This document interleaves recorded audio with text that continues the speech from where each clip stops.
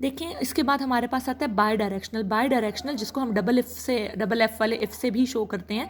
इसका मतलब होता है कि किसी दो सेंटेंस, किसी दो प्रोपोजिशन के दरमियान बहुत स्ट्रॉन्ग बॉन्डिंग है। जैसा फॉर एग्जांपल हमारे पास सेंटेंस 1 है I will go to mall, sentence 2 है आई हैव टू शॉपिंग। यानी कि अगर इन दोनों का आपस में मैं बाई डायरेक्शनल का डबल इम्प्लाइज का मैं रिलेशन करती हूँ तो that will be I will go to mall if I have to shopping. यानी अगर मैं मॉल जाऊँगा तो मुझे शॉपिंग ही करनी है, और अगर मैंने शॉपिंग करनी है तो मुझे मॉल ही जाना पड़ेगा। तो अगर मैं इसका ट्रूथ टेबल देखूँ तो वो क्या होगा, if I will go to mall if I have to shopping, दोनों केसेस जब ट्रू हो तो ये ट्रू होगा।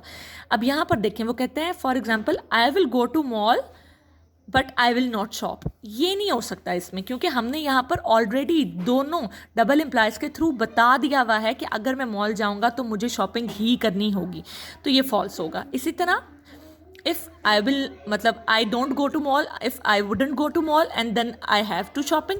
ये नहीं हो सकता कि अगर मुझे शॉपिंग करनी है तो मैं मॉल ना जाऊँ। अगर मुझे शॉपिंग करनी है तो मुझे मॉल ही जाना पड़ेगा, क्योंकि ये एक बाई डायरेक्शनल है। तो इस केस में भी ये फॉल्स होता है, और दोनों जब फॉल्स आएँ तो हमारे पास यानी कि I will go to I will not go to mall, I will not do shopping, तो इस केस में भी ये ट्रू है। ठीक है, ना मैं मॉल जाऊंगा ना मैं शॉपिंग करूंगा, ट्रू, बिल्कुल सही, क्योंकि उन्होंने बताया हुआ है अगर मॉल जाओगे तो शॉपिंग ही करनी है, अगर शॉपिंग करनी है तो मॉल ही जाना है। तो इनका आपस में कनेक्शन ही ऐसा है कि अगर दोनों में से कोई एक भी फॉल्स हो तो ये फॉल्स रिटर्न करता है, बाकी दोनों सिनेरियो में ये ट्रू रिटर्न करता है।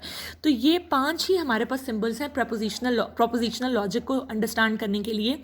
इसके अलावा कोई ऐसी चीज़ नहीं है जो कि हो इसमें कोई और सिंबल हो। तो यहाँ पर प्रोपोजिशनल लॉजिक का जो टॉपिक है वो एंड हो गया है। अब मैं आपको इससे रिलेटेड कुछ सेंटेंसेस दे के इसका टास्क दूंगी, और जो बाकी लॉजिक एंटेलमेंट वगैरह के हैं टॉपिक्स वो इंशाल्लाह आहिस्ता आहिस्ता आगे करते जाएंगे।